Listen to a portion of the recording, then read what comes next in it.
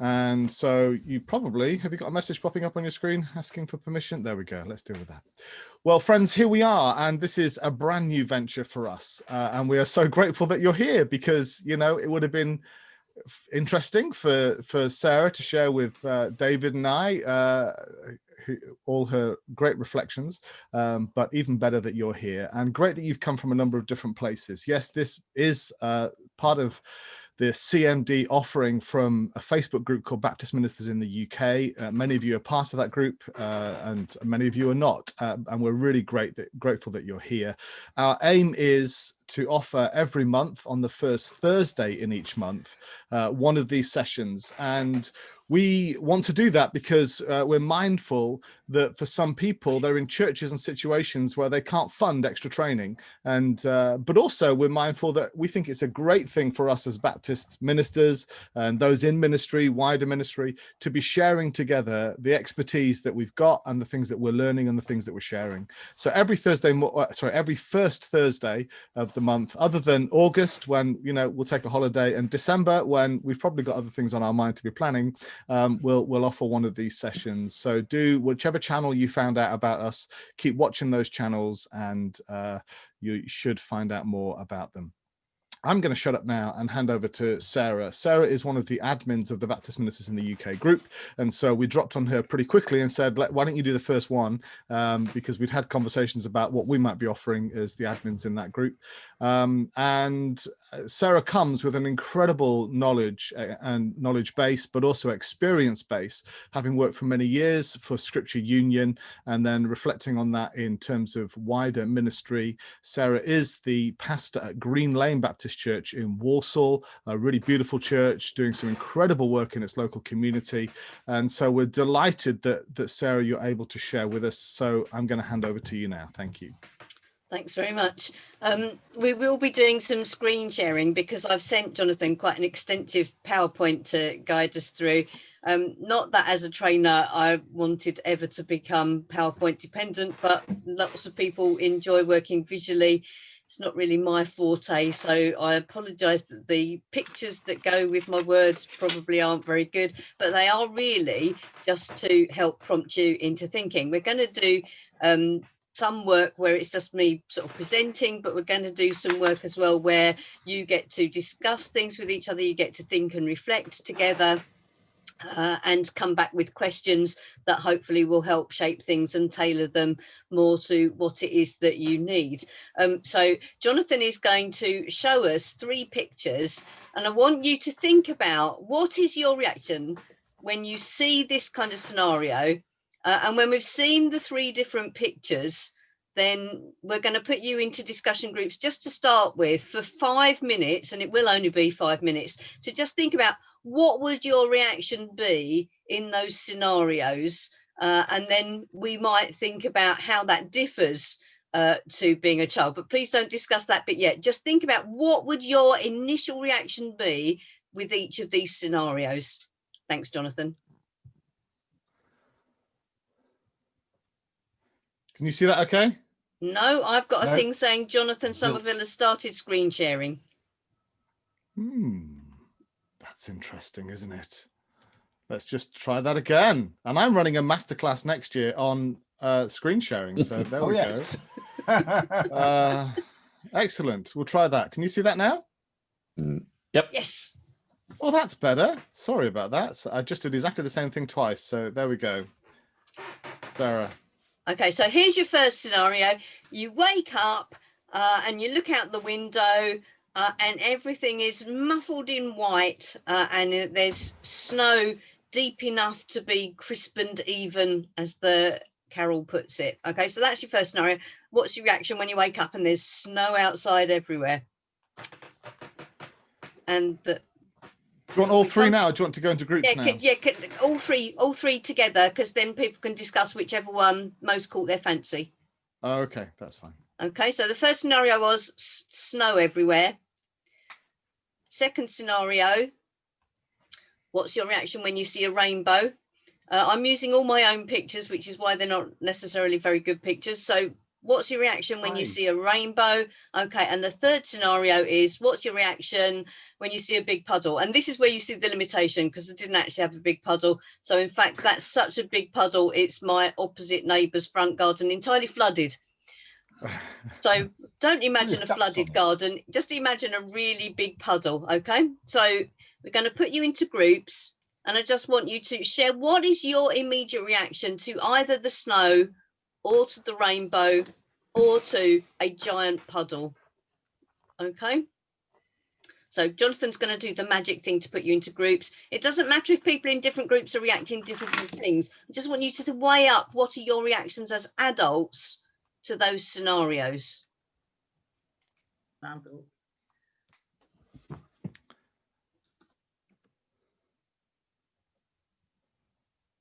Okay, Jonathan, I'm thinking I'm not going to join a breakout room because that might put people under a bit of pressure. That's fine. Just, don't. Sorry, I couldn't not assign you. No, that's so you've been okay. assigned, stay here. I can drop you into any other groups that you want to, though. So I could move you around groups if that's what you wanted to do. No, I think I'm happy to let people chat. Okay. Without pressure. I'm just remember, being at conferences where the facilitator would just come around and eavesdrop in your group and wouldn't necessarily say anything. And it's just like, oh, bog off, we were having quite a good conversation till you came, and now everyone's feeling inhibited. This is on the recording, by the way. If anybody who's ever facilitated one of your groups is tuning into this, then that's hilarious. Then they will know there's nothing personal about it. Absolutely. And I love them. And I do kind of think in the recording, I think we can probably pause the recording. So let's, oh, hang on. I think Brent's, okay. I'm going to pause the recording while we do these groups. Recording again. So folks are given 60 seconds now. Yeah. Unless they do what these guys are doing, which is coming back now. Great to see you. Welcome back. Welcome back. Here we come. Here we come. Room 3 is having the greatest conversation, I think. None of them have come back. That's okay. They've got a minute to come back slowly and gradually and gently. It's fine. It's happening, isn't it? They can come back gently or they're going to get jumped back in just a moment. Yeah. Seeing the sensible people who've got drinks, I will say to people that we will stop for 5 minutes somewhere near the middle so that you can have a wee and tea break, and then you can come back and bring your drink, because foolishly I'd finished drinking mine and hadn't made myself another one before the start. Great. Okay, welcome back, everyone. Yeah, I think so. Okay, so hopefully each group, each room did decide on someone to be a spokesperson. So whoever was the spokesperson for room 1, would you like to just give us a little bit of feedback about commonalities in reactions from your group? I think we were room 1. It feels to me, yeah. A universal child's reaction to the snow. We all wanted to go out and play in it. Almost universal too with the rainbow. One person would make her husband stop the car so she can take a photo. Nearly all of us were looking for the double, see if there was another one underneath. And one person said it brings back memories of every time you see a rainbow, remember God is love to him. And then with the puddle, perhaps a little bit different. Quite a few would want to jump in it. I said I would probably not. I seem to have grown out of that side of my inner child. And someone else said they wanted to drive through it. But basically, none of us appear to have grown up. See there, yeah. Okay, that's cool. Okay, and room 2. That's me. Yeah, really the same sort of reaction. The universal child in most of us wants to play in the snow. We were awestruck and remembering God's promises with the rainbow, and a few of us wanted to jump in the puddles. Some wanted to drive through. But there was also an expression of how it would affect our daily routines if it was snowing or there was puddles or if we were dressed properly. So I think the inner child is still surviving quite well in most of us, with a little bit of sensibility. Okay, thank you. And room 3? That's me. we decided we could either have our child hat on or our adult hat on, which I think is what the other two groups said as well. And our child hat would have gone out and played, jumped in the puddles and had fun. And our adult hat would have had a bit more reserve and stood back and looked and thought, what are the important practicalities of that? And I think with the rainbow, the word was hope. Okay, thank you. That's really good. I have to say, I'm very interested in that reaction because it's not a common reaction. And I wonder if that says something about what it takes to be a minister, that maybe ministers and those in ministry are more in touch with that inner child than people who work in other professions or fields, not denying the fact that many of us have come into ministry via other professions. It's not a common reaction. I have to say, the first time I was in a group where I was on the receiving end of this question about how do you react when it's snow. A lady in the group said, oh, every year now I get to the point where I think, oh, is this the year when I'm going to fall over and break my hip? And I have to say, as someone who at that point, you know, was much younger than the lady who thought she might break her hip, it struck me as a really odd reaction to snow. But as I'm getting older, and as out of fear of slipping off a curb on wet leaves, I actually bought myself a treadmill so I wouldn't have to run outside. More and more, I can see myself turning into that person who looks at snow and says, oh, is this when I slip and break my hip? So I think there is a way we change often in our thinking between childhood and adulthood. And that question really was to start to get us to think about our adult processes, because we did all recognize that although we've got that childlike reaction and we do want to go and play and we do want to go and jump in the puddle, actually we are starting to think much more about the practicalities, and we can get to a point where the practicality so overtakes the childlike reaction that actually our reaction to snow becomes, oh, what a nuisance. So I'm going to show you a picture, not by screen sharing, but by showing you a picture. This was my church in Worthing, or this is my church that I was minister at in Worthing. When I first moved there, several people said to me, oh, it never snows in Worthing because it all falls on the hills. And because we've got the sea, if it does snow, it never settles.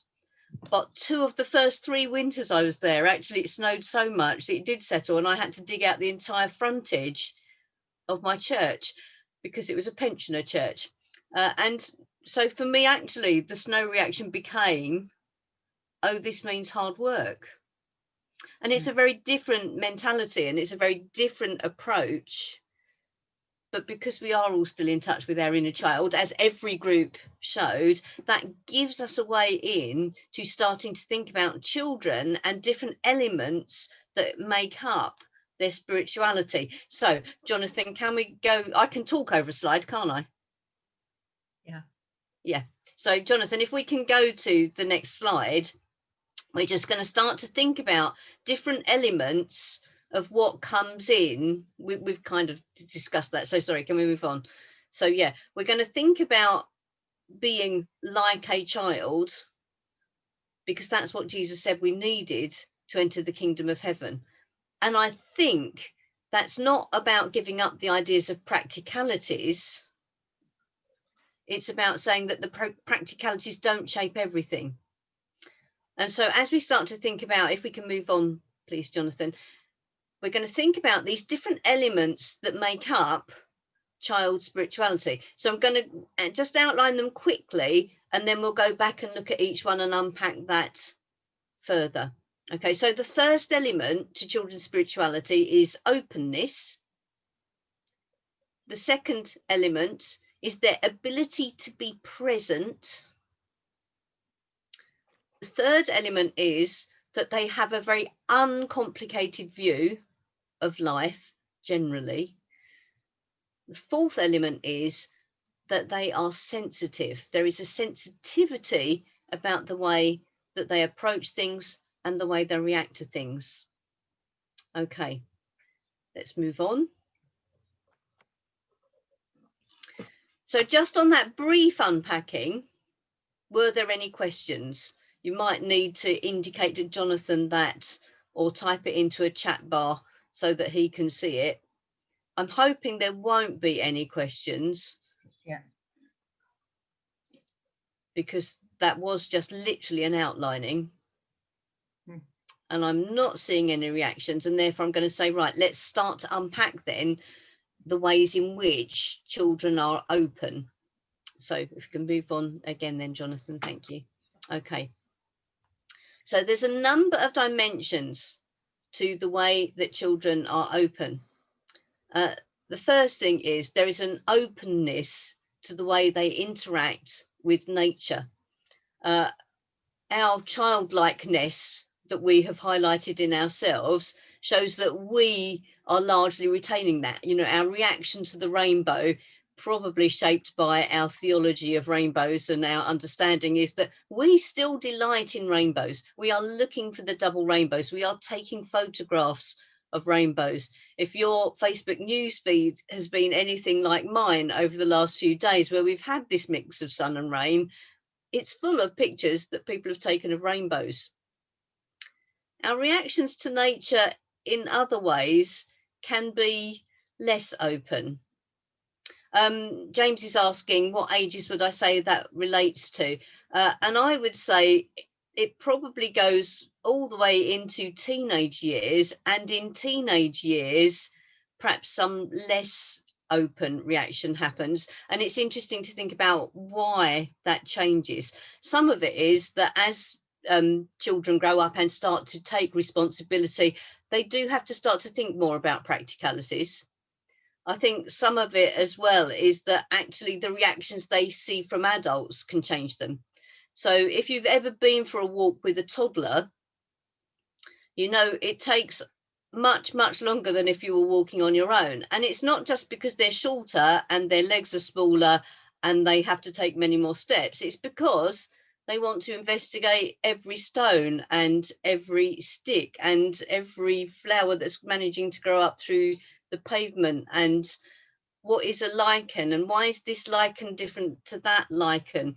They are full of questions and openness to nature, and we as adults can facilitate that and we can help them. So, you know, a lovely thing I saw in lockdown was in urban situations, people who had gone out and they had identified the plants that were growing in the pavement, and they had written in chalk beside it what the plant was. A little bit of urban vandalism to just help educate and inform people. But as adults, actually, we know sometimes there are things in nature that perhaps we don't want to be open to. So I walk fairly regularly on a bit of common land, and there was a dead fox on the common land. And I know that if I'd been walking with a child, they probably would have wanted to go and investigate. Brian's making a very good point that part of the teenage reaction may well be to do with rejecting childishness. And that's true. You know, in teenage years, a lot of change happens because at 11 or 12, you are still really a child. At 20, you're definitely deemed to be an adult. So that change from 13 to 19, those teenage years, is when you change from being a child to being an adult. And it may well be as part of that change that you overreact to childishness and you put it aside. And then actually it's as you get older, you can pick it back up again and say, actually, this element of openness is a good thing. This element of wonder is amazing. Now, I was very glad I didn't have a child want to go and investigate that fox's carcass, because over a few days at the height of the summer, actually, it didn't take very long before it swelled up. And then I went 2 days later and there was almost no sign of it because, of course, it had swelled up so much it had exploded. That, you know, that openness where you would go and prod that swollen body and make it explode on you, we don't want children to be that open, and we can curb that openness. So there is an openness to nature that is much greater generally than the reaction of adults, because they are still investigating everything, because everything is new. Okay, so moving on, another element of openness in children is that they are open to feelings. You know, a 3-year-old who is frustrated that you will not let them have something in the supermarket has absolutely no qualms about in public letting everyone know how absolutely distraught they are and angry over the fact that you won't let them have what they want. And they will express those feelings in quite dramatic ways. I'm sorry, I just need to check that I've not missed the... Okay, sorry, the chat comments flash up, but I need to make sure that I'm not missing them to address them as they come up. And thank you, it's a really good way to interact and shape this thing. So children's feelings often overwhelm them. Oh, James, bless your heart. I hope you can cope with that child's feelings. And I've slightly derailed myself there, sorry. That openness to feelings comes in expression, it comes in feelings and letting them out. They don't often or always have the vocabulary to say what it is. So we will all have found or experienced probably a child who is inconsolable. And when they can eventually tell you what it was that they are inconsolable over, it's something that to an adult's mind really seems quite small. And adults, and I'm saying this mainly from my teaching experience, I've not been a parent, so I don't know whether parents would react differently. As a teacher, I would foolishly sometimes try and console a child by saying something trite and foolish like, it's not the end of the world. And we need to be very careful about that, because actually in that moment, for that child, it is the end of the world. Something in which they felt invested has not come to pass. At the same time, children are also very open to all of the positive feelings. You know, children are very good at approaching, and we might want to curb them for their own safety. Children are very good at being open to go and relate to someone they don't know. They are very open to the idea that friendship is something that is a good thing, and therefore you should seek to go and make friends with everyone. And if you can see that there's someone who, is feeling a bit left out, actually, very often for a child, the natural reaction before they get socialized into us and them is to go and want to include the person who is marginalized or on the edge. So there is that openness to feelings and expressing feelings, even without the vocabulary to express feelings. A very good comment just made there, sorry, didn't catch who it was by, which is that particularly children who are on the autistic spectrum disorder, they are very open to those feelings, they're very open to expressing them, they're very observant of what's going on, and that wanting to include and make a part of, until the point where they become so overwhelmed that actually for their own protection they withdraw themselves, because that openness to everything is overwhelming their body systems and they just can't cope. So there is an openness there to feelings, and I've slightly hinted towards this. There's an openness towards others, which will pop up as the next slide, I hope, Jonathan, thank you. There's an openness to others. They want to learn. They want to experience. They want to share. There's a lovely picture which I couldn't use because it's not mine. And it's a photo taken in a supermarket of children who are in those back carriers. And they're reaching out towards each other. And one's white and one's black. And I suspect it's an American photograph because, you know, the thing was, notice how these children don't see a difference. They just see another person. And I'm not sure a British photo would have had that kind of subtitle. Children are open to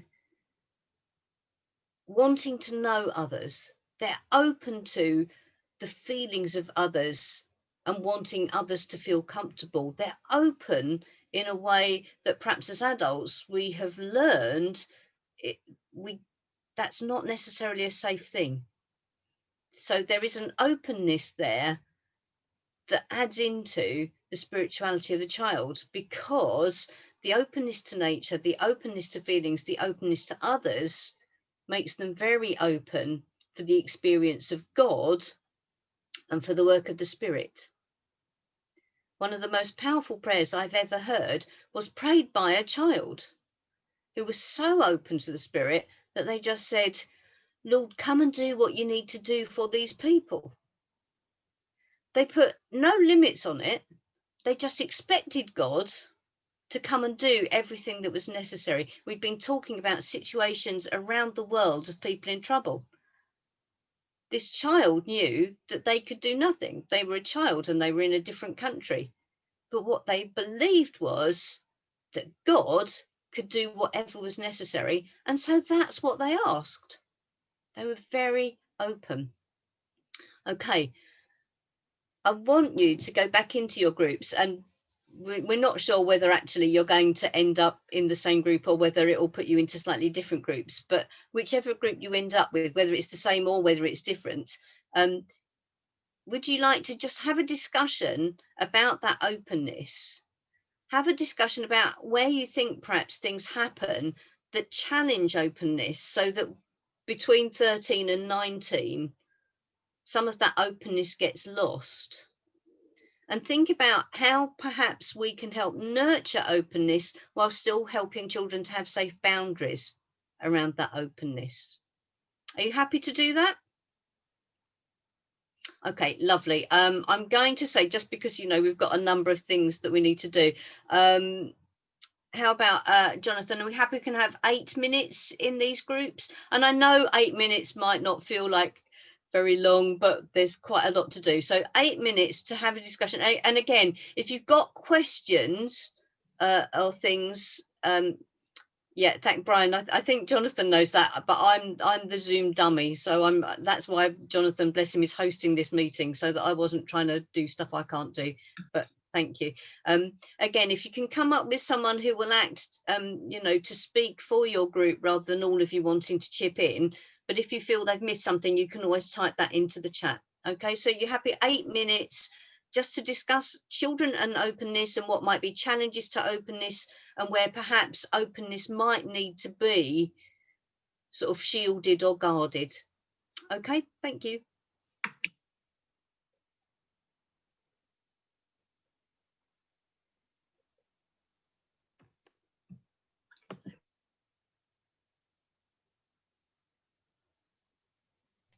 Madness. Okay. Yeah, we're resuming the recording again.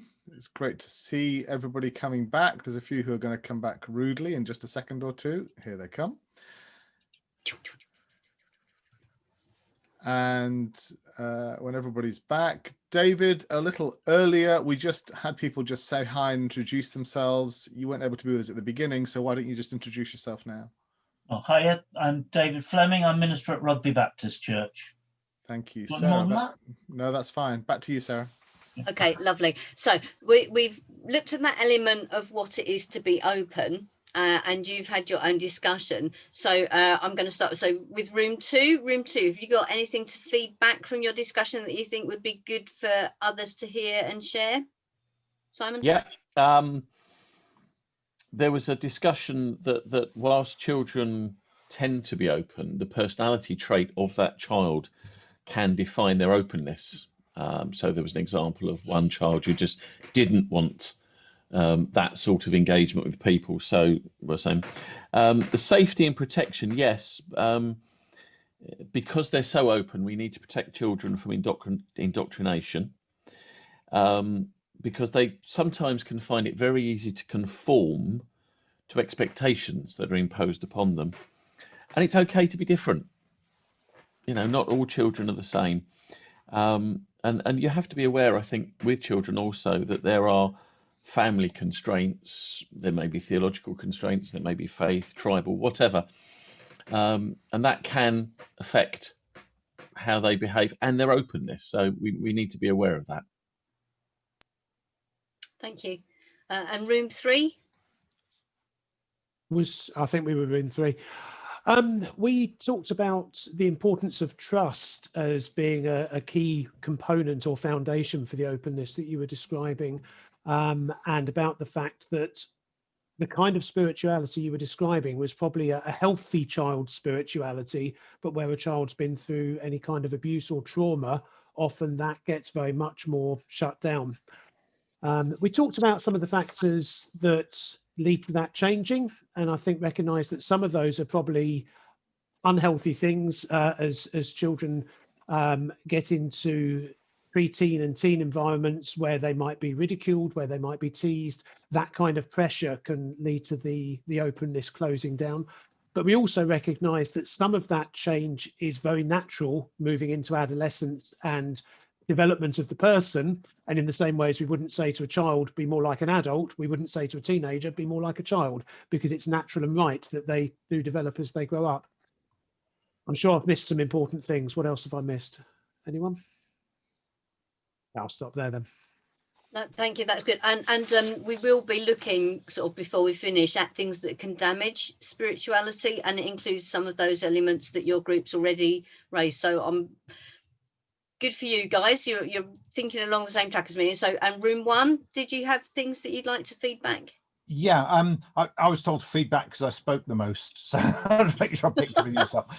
We spent rather more time than perhaps we should have done looking at how we set boundaries for children. But when Joel moved us on, we discovered that that framework was really helpful in exploring spirituality. We looked at how a child will go further and further from mum and dad, exploring and look and make sure mum and dad's there, that sense of being held.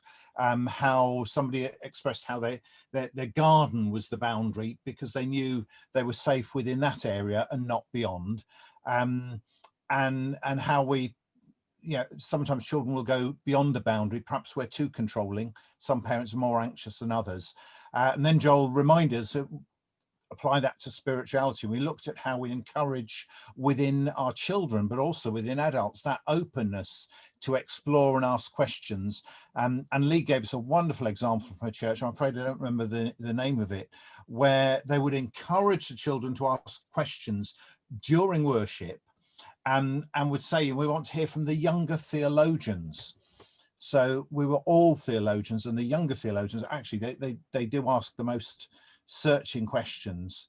So I think that's where our discussion. Have I missed anything, folks? No response from anyone else in the group. Good. Yeah. Superb. Lovely. Thank you. So we'll move on now and unpack another element to spirituality, which is the ability to be present. So hopefully a slide will come up, even though Jonathan, bless him, is dealing with other things. So if we move on to the next slide, thank you, Jonathan. Lovely. A thing about children and an element that adds into their spirituality is their ability to be present. And that starts with living in the here and now. Small children do not have that ability to have delayed gratification. Thankfully, St. Martin's in the Fields is the church where they refer to the children as the younger theologians. That's superb. Children have no grasp of delayed gratification. Your psychologists have done tests, and it's 2 sweets on a plate. I need to go and do something, but if you can manage to, please don't eat those sweets, but actually, I'll give you a reward when you come back.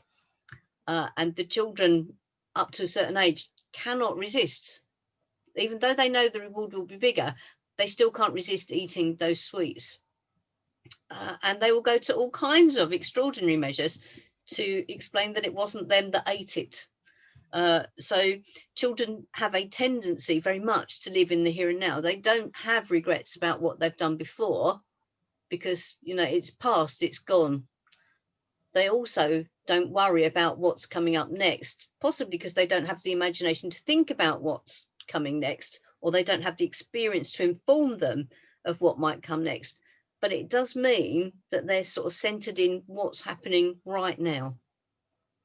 They're also present in their perception of things. Their perceptiveness is very much focused on what is around me here.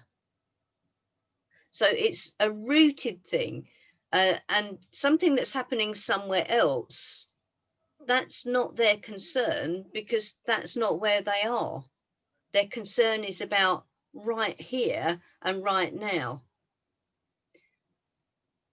But it's that perceptiveness is also about their perception of others in this moment and in this place.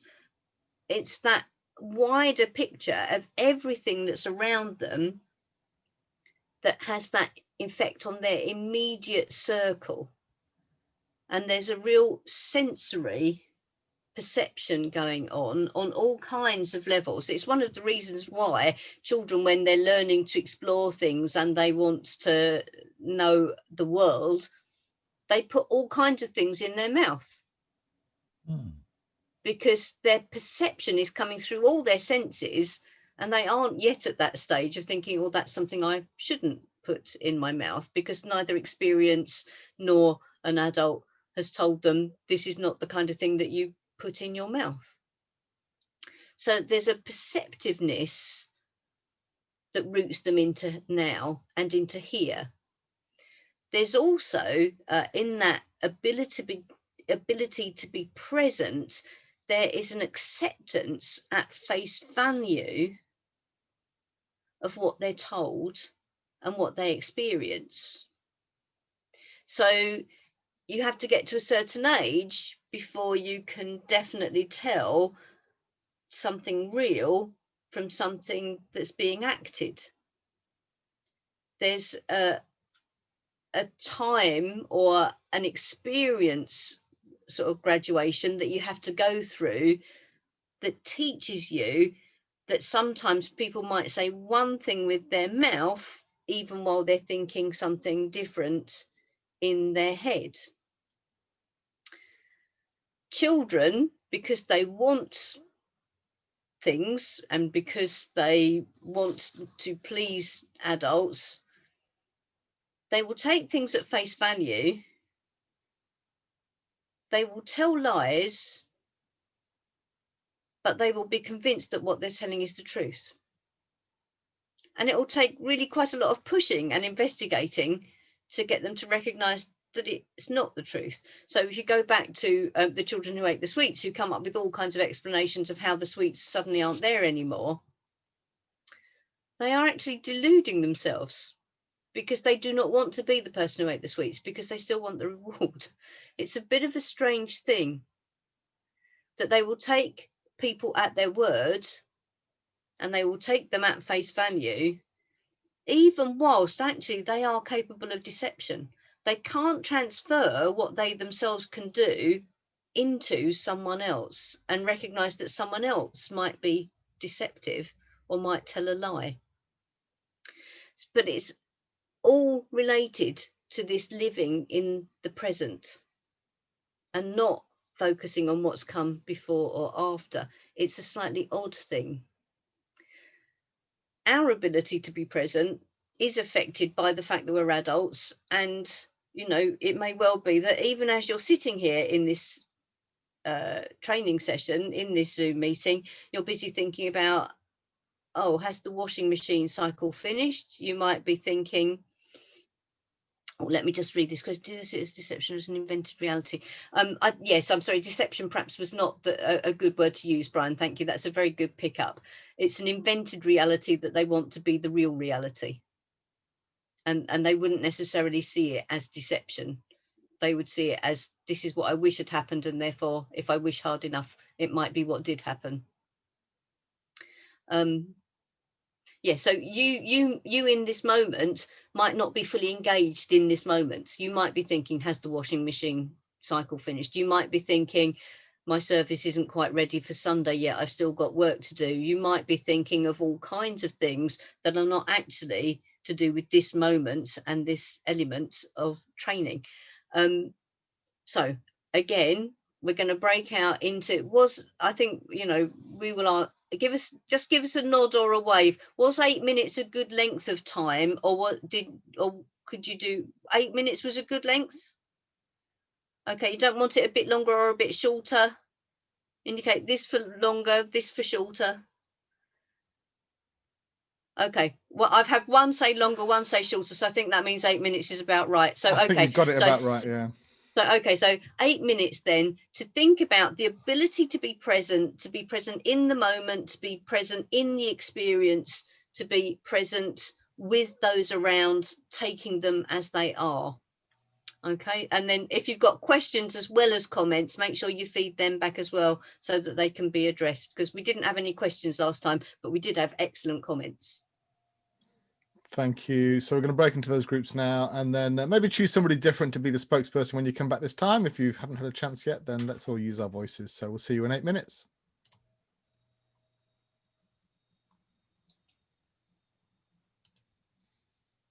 I'm just seeing which room is the smallest and sending you to that. Do you want to go in with Peter van der Haan? Do you want to spend time with him? Probably I'd prefer. Recordings commenced.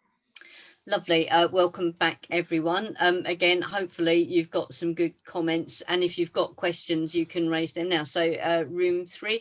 Yeah, we're good. Bren said, can we have the tea break? We're going to have the tea break after this feedback, because then there's 2 more sections to look at and discuss and feedback from, and then just a short section really thinking about damage to spirituality and our role in helping children to nurture spirituality. So the tea break is going to come after this feedback, okay, especially if you need a wee. Okay, so room 3, who's going to feedback from room 3, please? Lovely, Vanessa, thank you. Okay, so ours is quite mixed, I think, reflecting different ages and different experiences of life. So recognition of some young children responding to one another in the playground, having a kindness and caring that perhaps hadn't been personally experienced in somebody's own childhood. Question raised, do our minds get too busy as we get older? Children are totally present, that sense of mindfulness, but then, you know, we've had so many things going on in our heads, it's hard to capture that. Somebody said about leaders needing to look ahead and reflect on the past. And we talked a little bit about the situation at the moment where it's hard to look ahead, and some of the things perhaps we've been brought up with about being still isn't a good thing, but actually that's a bit contrary to what we're being told to do now. The fact that children are having access to age inappropriate social media, so things that they might have worried about as a teenager some time ago, now they're worrying about as an 8-year-old because they've got access to their parents' phones, their own phones, and other aspects. So younger children experiencing teen and adult worries. So that was what we were talking about. It might not have been totally what you wanted to talk about, but that's where we went. No, I think that's, you know, there are very good points there that actually, you know, childhood effectively is being eroded by social media. One likes to think that children do not have access to that stuff, but they do. And that does change the way children are experiencing childhood, and it does push concerns that in the past, you know, would have been concerns that perhaps didn't strike them till teenage years. It is creeping in. So you do get children who are worried about their weight or their body shape. You do get children who are being sexualized because of norms that are on social media, and that's something where perhaps as leaders within churches, we need to be working with parents quite hard to help them with their children to address those things, and to help the children to understand why some things are inappropriate and why some social media do have age limits in which actually sadly children often bypass. Yeah, sometimes facilitated by their parents. It's not even new, is it? Because I remember, you know, for 15, 20 years ago when I was teaching, children had televisions in their bedrooms and watched whatever they wanted to watch, quite unsupervised, until quite late at night. So, you know, it's not new, but I think it's gathering pace with the increased access that children have to social media. Anyway, I'll shut up now. Yeah, well, I was just going to say, Vanessa, I think, you know, there is a point there. Yes, actually, some children have always been able to access stuff that was inappropriate, but perhaps it's more relentless now. Yeah, definitely escalating. Lovely, thank you. So room 1. That's me. Thanks, Lee. So we talked about children's presentness being a challenge in both difficult and helpful ways. So the thing that children are attentive to is really the thing that we want them to be attentive to. And so there's the, you know, negotiating how we move them on, how we shift their attention when necessary.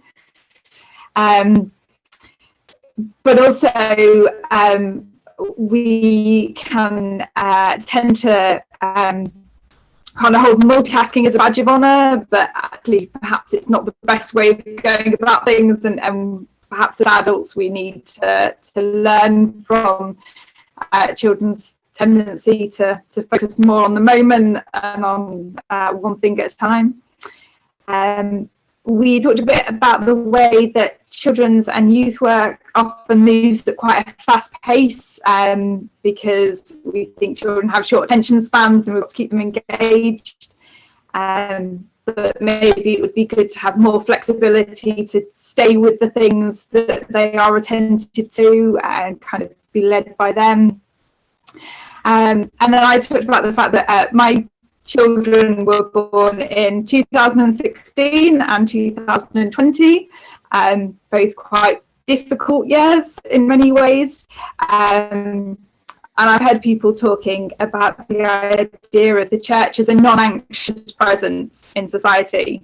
And my children have modelled that as the non-anxious presence in our household, and kind of learning to, as far as possible, go at their pace has been enormously helpful in these times.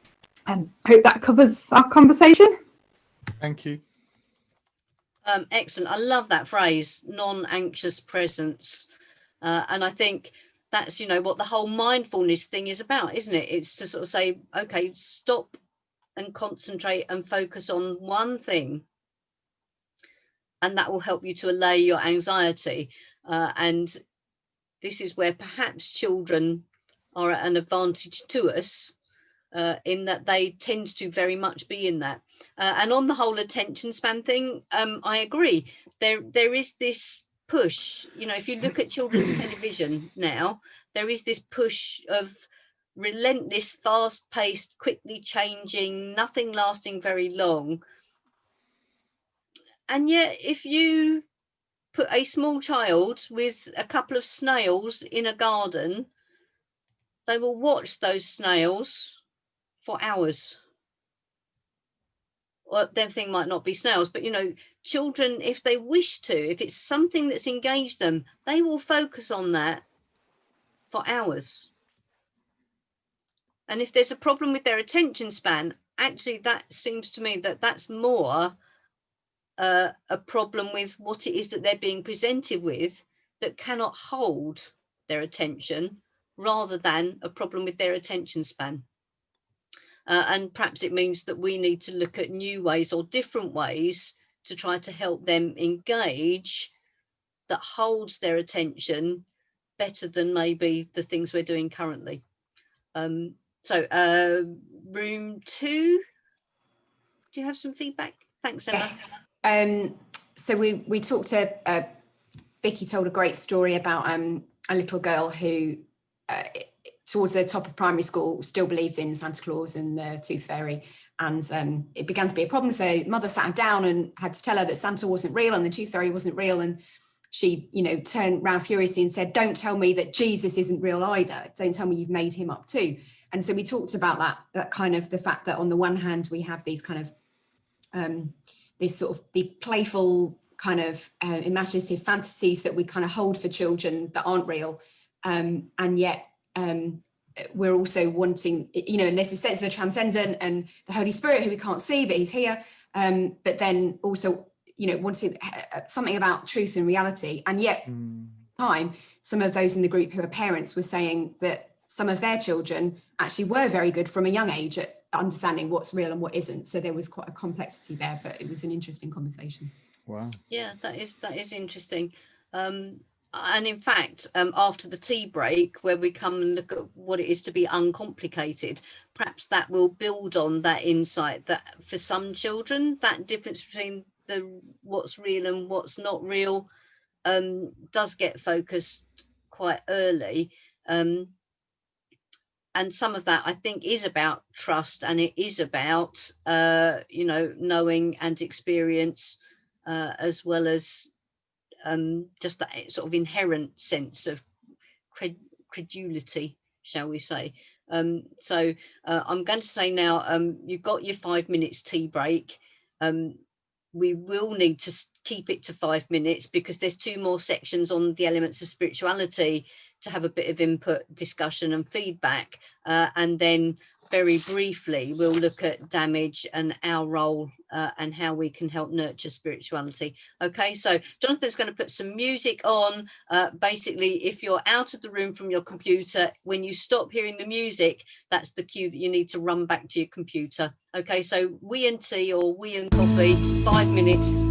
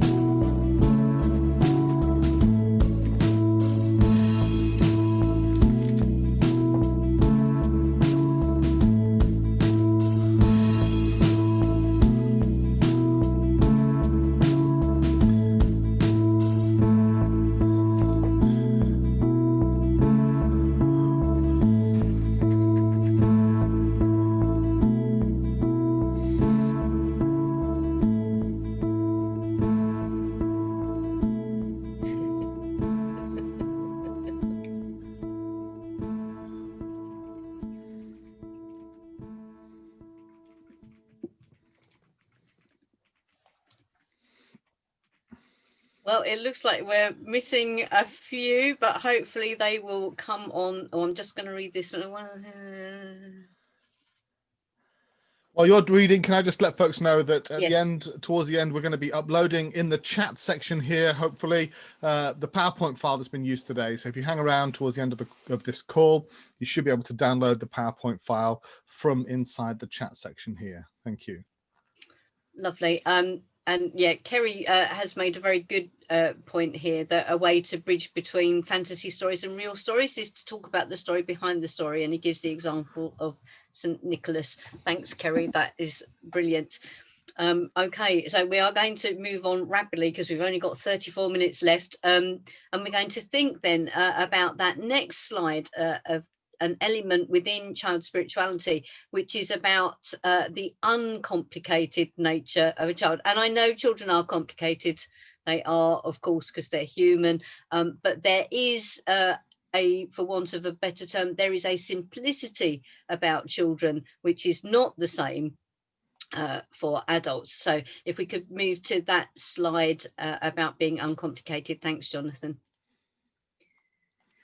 So elements of being uncomplicated for a child is that belief tends to be easy. There's not a lot of analysis going on, that if we present things to them, that they will take them. Part of it goes back to that acceptance at face value, that if we present things to them, that they will accept them without too much challenge and without too much questioning and without perhaps analysis to think, how do different things fit together? Belief is fairly easy and straightforward. My parents were not Christians, but when we used to go and stay at the seaside with Nanny and Granddad, they were churchgoers, and I believe, true believers. They taught us a very simple prayer for bedtime. God bless Nanny and Granddad. God bless Mum and Dad. Initially, it was God bless Bruce, who's my brother, but then became God bless Bruce and Genevieve, because we then got a little baby sister as well. And then finally, God bless me and help me to be a good girl. Amen. Very easy. I had no doubt at all that those prayers were heard by someone, though I didn't really know who. I had no analysis at all of who it was, but I accepted easily that there was someone who would hear prayer and who would act on it. Now, obviously, my grandparents had a bit of an agenda going on with that last line of that prayer, but I didn't question that. The fact that there was someone who could help me to be good when perhaps I didn't want to be good, actually to me was a really lovely idea. It was an easy belief because I trusted my grandparents. And that leads us into children will have easy trust. However, there is a rider on that. Children will have easy trust if it's been able to develop in an appropriate environment. And we will all know that there are children who have no trust at all, because sadly the environment in which they've been brought up means that whatever trust they had started with has been undermined and has been basically denied, and therefore they have lost trust. But for many children, I don't want to say most because I'm not sure it is most now, but for many children, there is still an easy trust because they have been brought up in an environment where their trust has not been abused. Finally, in the uncomplicated section, generally, children have fairly simple needs, though actually one of the biggest needs is they need a consistent carer or carers who deliver those needs. They need to have that security behind their needs being met. My brother and I used to go and stay with Granny and Granddad at the seaside. It was my dad's parents. My mum's parents died when I was 3, and up to that point, we had lived in a house with them. And I think actually at that point where my grandparents who we lived with suddenly were not present, because they actually died within 2 months of each other,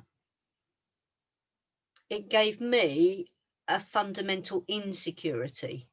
And my trust was shaken because these people who had always been there suddenly, with no explanation that I could understand, weren't there.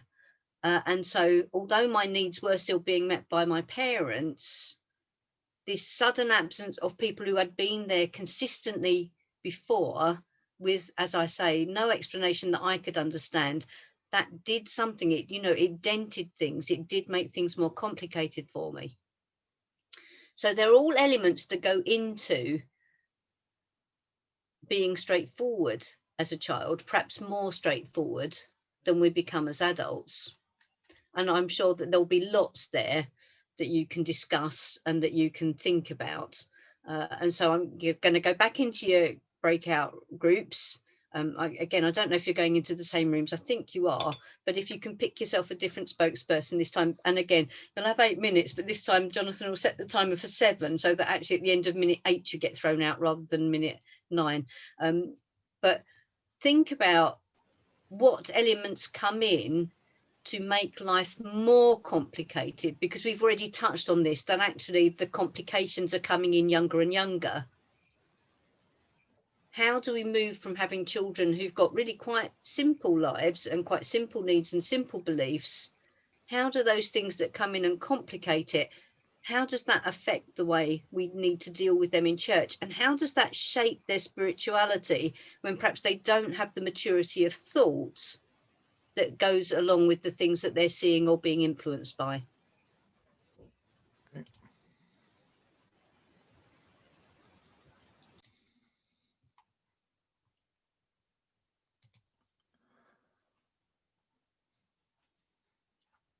Lovely. Hi, everyone. We're going to have to sort of press on a bit because, yeah, I haven't got the timings exactly right. So room, I think we're starting again with room 1. So room 1, have you got some feedback for us? Yeah, that's me. Just briefly then, talk about impacting of like complication, a pain perhaps of some sort, physical or emotional, can have that, can impact that. Something that children believed to be true, to be suddenly discovered not to be true. Something that's solid or constant, suddenly being disrupted in some way, foundations taken away, some social media undermining what they thought was true, or influencing them in one way or another, so insecurities. But one thing about focusing on God's constancy, that all else might change and flux, but actually there is something that's consistent in terms of God's love. And just a reflection, actually life is complicated. So part of the simplicity and it's evolving or changing or being is actually as part of growing up and discovering that life isn't quite so simple. Yeah, those sometimes we are called to try to stay simple in a complicated world. But yeah, thanks, Kerry. Okay, and group 2.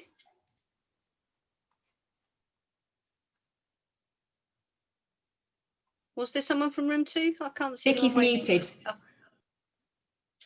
Oh, Vicky, you're muted at the moment. There we go. Yeah. There you are. Yeah. There we go. Yeah, we were talking about whether complication is necessarily a bad thing, and talking about balancing simpleness and things being complicated. We were talking about, you know, who's speaking. So who do we trust? And it depends on who we're listening to as to whether it's easy to believe or not. I guess if you're listening to multiple different voices, that possibly becomes harder. If you're told so many conflicting things from very young, you're not necessarily going to find it so easy to believe multiple things. But we also talked about how we should be possibly talking more about how we could be conversing with children rather than talking to them, to make sure that that they were really present in our conversations and not just being indoctrinated. Thank you. Yeah, I think I'm just sort of typing that up so it's recorded, that speaking with is almost always better than speaking to. Yeah, brilliant. Thank you. And room 3. Yeah, they've nominated me. It was interesting. Paul came up and said, are we living in that generation where children are so innocent and so life is so easy, We've actually moved away from this world where children grow up in nice, comfortable, respectable homes where life is constant. So many more children are not living in that constant. A friend of mine, I didn't share this, a friend of mine, her grandson is with a young woman. They're both in their late teens, and this young woman has a child. What happens when they split up? There are so many children growing up in this world where nothing is constant. Is it almost an airy-fairy world? Are we trying to work with children we think are living in one world, and actually children are living in a completely different world, talking almost a completely different language, and children are told that they're actually, what they say is right, and adults don't have a say anymore. We look at the children going on strike for the environment. Actually, the adults have done a bad job with the environment. Okay. The children are doing a better job than are so much more powerful, and life is very, very complicated, and I don't know how to muddle through all this. I don't know if I've said what our group said, but it's just complicated. Thank you. And we all need help. Sorry. Yeah, no, that's okay. And yeah, it's true. You know, life is becoming increasingly complicated, and picking your way through it is a minefield. And it's a minefield for us. How much more is it for children? And you know, it is this inconsistency and this insecurity that is a mark, actually, I think, of modern living, potentially is very damaging to spirituality. We're not really going to discuss it a lot. We are going to see some slides that just suggest elements that might damage spirituality right at the end. But it's things we do need to be aware of, and we do need to take hold of in our work with children. We're moving on to the last section really about spirituality, which is about being sensitive. And so children are sensitive to their own awareness. They are sensitive to mystery, and they are sensitive to values. These will pop up on the screen, I'm sure. There's a sensitivity about children that goes along with their openness. They have that awareness. They have that, often that sense of the numinous. You know, they have that sense of wonder that came out of this, or reflected in their being open to nature. Children can be upset by what to us, you know, seem very minor tragedies. You know, the snail that got trodden on so that its shell's broken. That can be devastating to a child because they are sensitive to it. They are sensitive to the value of life. Their awareness of, you know, the miracle of that snail, and then actually their sadness over the damage of that snail. There are pointed to us perhaps where we have had our sensitivity blunted because of life experiences. Or is it a maturity thing where we say, well, in the grand scheme of things, actually, you know, that one snail is a very minor thing. These things do need balancing up, but it's a thing to be aware of when we're working with children, that sensitivity to themselves and to what's going on around them, part of that being in the now, means that they potentially are fragile and easily damaged. But at the same time, that sensitivity makes them open for God to come and be at work in them and to be at work through them. When I was a student in Newham, then Newham Youth for Christ lady, a lovely lady called Vicky Neal, came to an AGM for the Youth for Christ and was telling us about a child in a school in East Ham, and how, this is pre-national curriculum, so it was permitted.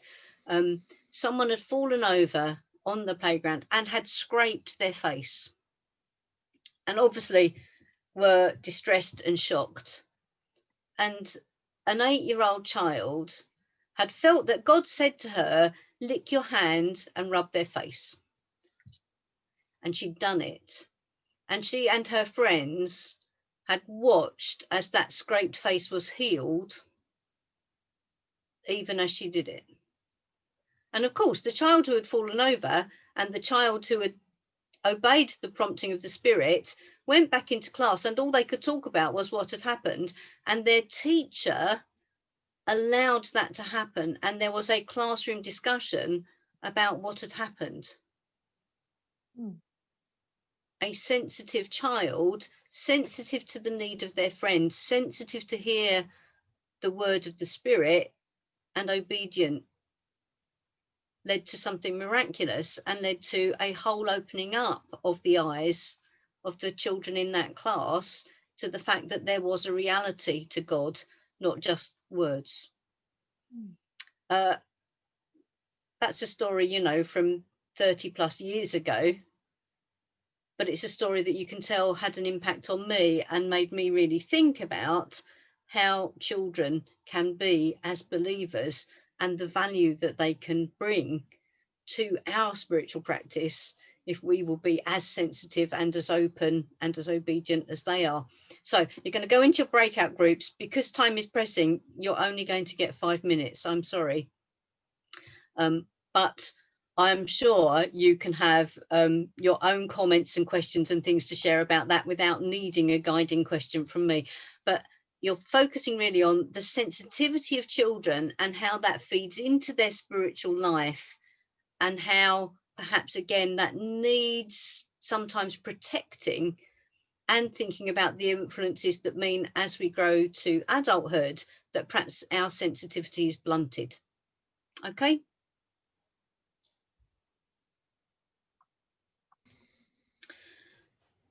Lovely. Everyone just slipping back in. Lovely. Welcome back, everyone. Sadly, your comments and questions have been so good. We won't have time to have the feedback on this session before the 12 o'clock finish. However, Jonathan is going to keep the line open so people can download the PowerPoint if you want, and I will be around for a few extra minutes if you've got comments or questions, and so that we can interact with each other after the formal end at 12. But I think it's important in these last 4 minutes just to go and briefly look at the slides about damage.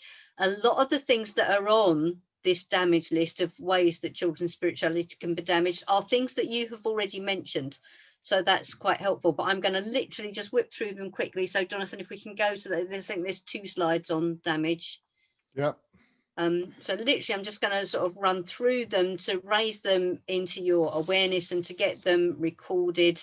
If you move on to the next slide after this one, there's lots of ways that damage we can help or hinder, but here are ways that spirituality can be damaged by children being put down or belittled, either by other children, but actually more commonly by adults who don't treat them sensitively.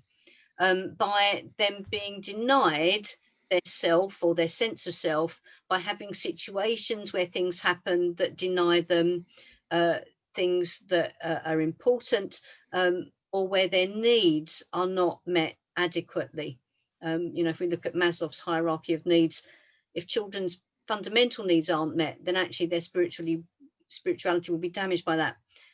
Children who are sensitive can have their spirituality damaged by being shouted at. We've talked about boundaries and how to keep children safe. Having badly set boundaries can cause damage as they stray into things that are not wise, are not appropriate. We've talked about age inappropriate social media, for example. Children's spirituality can be damaged by adults who always give in and let the child have their own way. That loss of wisdom, that lacking of understanding, that sometimes you need to have, you know, self-denial, that your needs, or sorry, your wants can't always be expressed and given into. It unbounds the child and doesn't help them to realize that there are limitations and that there are things that are, as we would say, beyond the pale. On the opposite end, mollycoddling, and well, it's a similar thing, isn't it? Wrapping them up in cotton wool and being overprotective can be equally damaging, because it doesn't enable them to develop, and it also doesn't help them to build the skills to deal with a world that will sometimes be harsh or hard or painful. It doesn't give them those tools to recognize that their life is not always going to be cushy and cozy, or to realize that actually, you know, that they have forces that oppose them in the spiritual realms. If we can move on to the next slide, we're going to be very rapid here. Denial of affection. You know, if you think about the monkeys, they go and cuddle the thing that's soft and sweet rather than the thing that's got the food in, because they need affection. They need that comfort, and children are the same. They need affection, they need love, they need that solid basis of knowing that they are wanted and accepted and loved. Parental arguing, and I'm sorry if parents argue and think they're shielding their children from it. Actually, children are sensitive enough that they will pick up those arguments that are going on quietly, or are sort of done at night after the children have gone to bed. Children need to be listened to, they need to be encouraged, and if those things are lacking, again, because it doesn't help them to find the limits of exploration, it shapes them in a way that forces them into an unnatural shape. Suppressing excitement or imposing an adult agenda upon them. Again, you know, we've talked about what's appropriate, and not letting them express the feelings that are overwhelming them, or making them stick to an adult agenda that's not an appropriate agenda for them. It shapes them in a way that, again, is damaging. There's one more screen for damage. Suppressing their honesty, expecting children to fall in with your lies, or expecting them to lie on your behalf.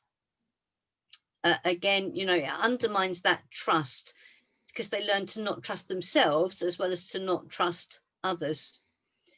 Adults being hypocritical, and again, that's about an honesty thing, that shapes them, and it's damaging because they can see the gap between our words and our actions. Sorry if we have hit 12, I'm so sorry. Last one then, denying aesthetic inputs. Children need beauty, even if it's their definition of beauty, not our own. Those are all things that can damage. And therefore, moving on to the final slide, I'm sorry, it is 12:01, ways we need to move on from the question quickly onto the what we can do, or what our role is. The way we can help children shape their spirituality is to help them to build trust and confidence by us being consistent, by us having those boundaries, by us being truthful and honest, and answering their questions appropriately.